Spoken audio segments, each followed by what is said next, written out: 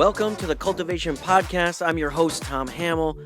Thank you for joining us today. Today we're going to talk about battling assumptions, how our brains trick us, lie to us, fool us, and it's not really our fault. They are just built to do that. So let's get into it. I'm just wondering if anyone else is like me, where you've had that imaginary conversation with someone who you're maybe having conflict with, whether that is a sibling, a parent, a spouse, a coworker, a friend, a neighbor, that sort of thing. And so maybe you're driving down the car, or you're in the shower, you're in those places where you're having that imaginary conversation. You're going back and forth, and you're just really coming up with fast, creative, incredible things to say. And then when you have the conversation, you find out that your assumptions were completely wrong about what their motive was, what their attitude was, what their posture was, and all of these great ringers that you had to correct them and put them in their place really are for naught, because you had assumed all these wrong things about whatever their behavior, attitude, or action was. Well, I'm here to tell you that we're built that way.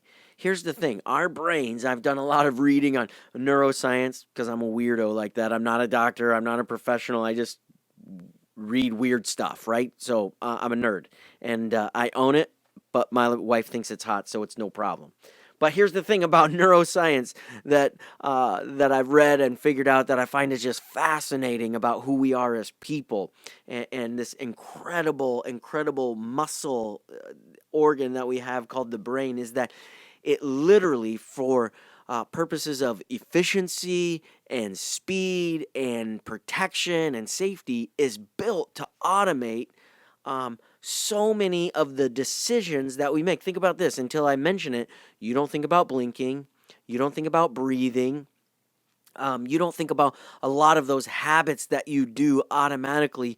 Why is it that you're able to behave and act and move in a natural way without thinking about it? It's because our brain is built for efficiency and automation. Now, that is an incredible gift and tool for us, but it can also be used against us when it comes to assumptions, and then it fills in the blanks for us. When we don't have all the information, when we don't know all the facts, our brain jumps to conclusions with assumptions. And so we try to read things into people's postures and their body language and their facial expressions. And here's the thing that is really hard when it comes to battling assumptions. Our brain is really good at this. So most of the time, often, our brain is correct. And so you're like, well, was it really an assumption if it was right? Well, it is an assumption if you can't take a deep breath, take a step back, and ask more questions that will give you more of the facts. And so I'm already letting some of the cat out of the bag, if you will, of how do we battle assumptions in our life if our brains are built for automation and assumptions and jumping to conclusions. I think in season 1 we did an episode on if this, then that. That's how our brain automatically thinks. Well, if this is happening, then that must be true. And so it jumps to conclusions. But there's a way that we can trick our brain, or seize our brain, if you will, and seize those attitudes and those things that happen when we jump to conclusions, when we jump to assumptions, and we can battle those assumptions. And here's the thing.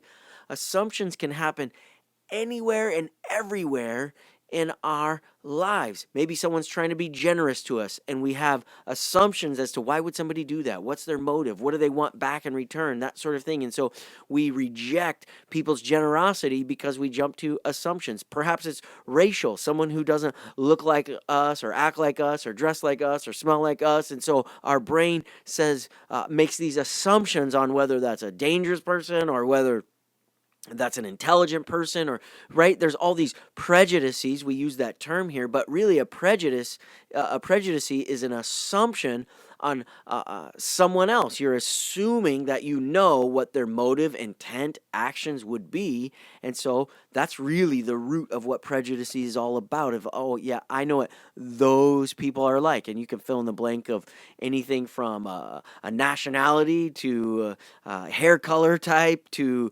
height type, right, to a sports figure type, that sort of thing. And so I've heard all of the jokes, seen all of the jokes of what jocks are like and what people from the chess club are like, and those are all just assumptions, prejudices of those kinds of things. And you could say that about nationalities. I've had the awesome privilege of traveling to most of the continents of our amazing globe. And here's the thing: I've encountered a lot of different cultures and ethnic groups and food and just different customs, all kinds of things.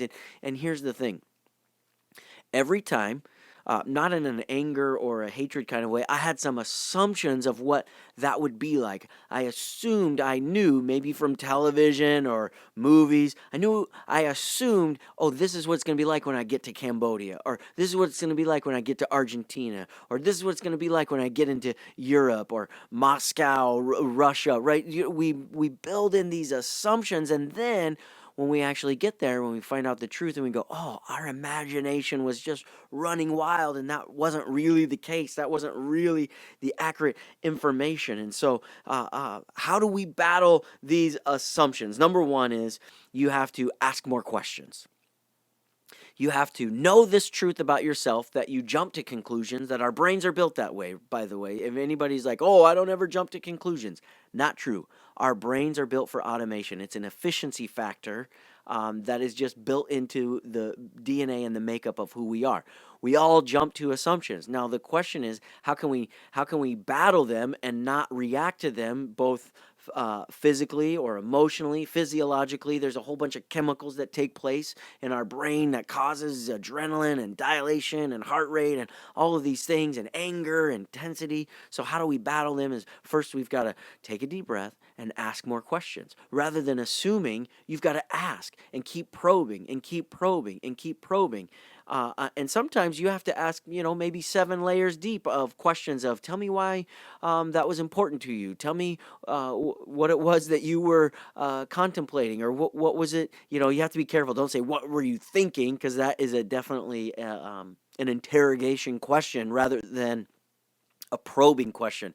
And you need to, we're battling assumptions, not trying to confirm assumptions. So confirming assumptions is an interrogation question. What were you thinking? Tell me where you were. I know you were doing this, blah, blah, blah, right? That's an interrogation question. But when you're trying to battle assumptions, right, now it's a probing question. You're asking because you actually need this information. You want this information before you come to your final conclusion, your final reaction. And honestly, we parents of teenagers, I have 2 teenage daughters, we have to become really good at this, because our goal is to not overreact and to not go into assumptions, even though we've been around the block a time or two and can probably figure things out pretty quickly.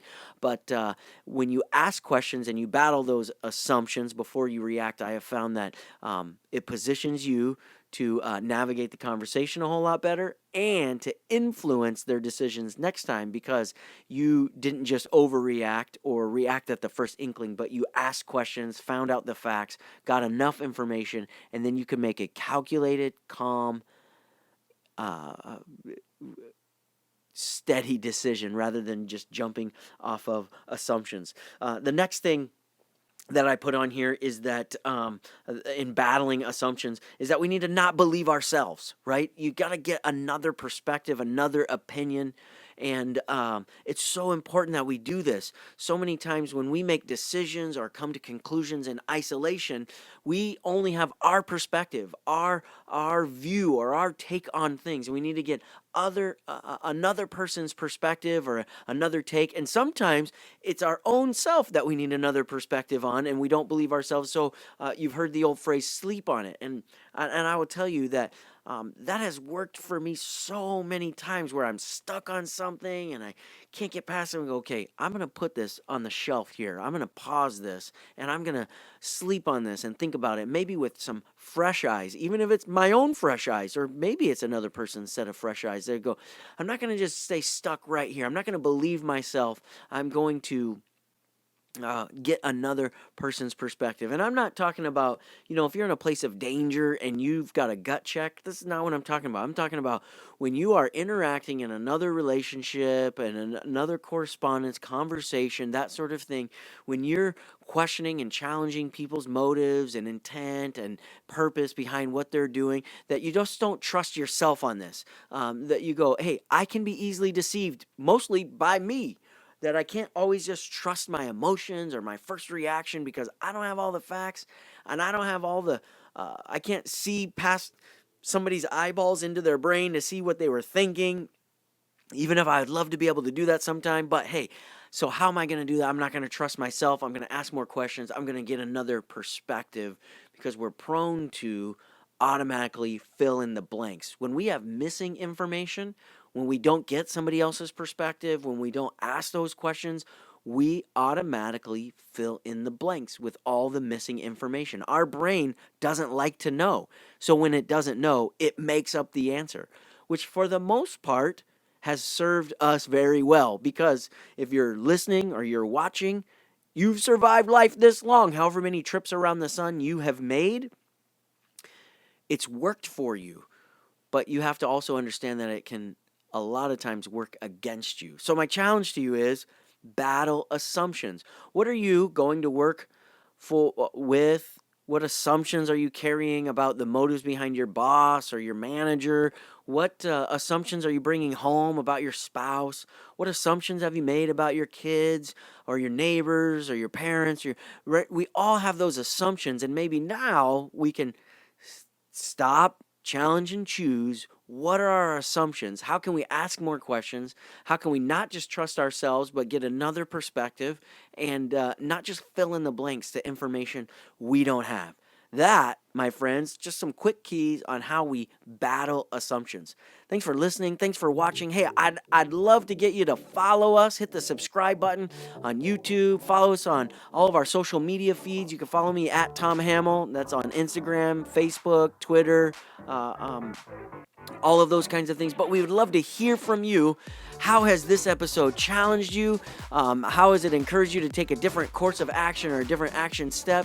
And then finally, how could you share us with a friend? Post it, share it, copy it, whatever it is, text it out. Awesome. We'd love to multiply our audience, our community by reaching into your circle of friends. That would be incredible gift for the rest of us. When you post those comments, we read them, we respond to them, and they inspire us for the tools, resources, and topics that we want to bring to you on the Cultivated Podcast.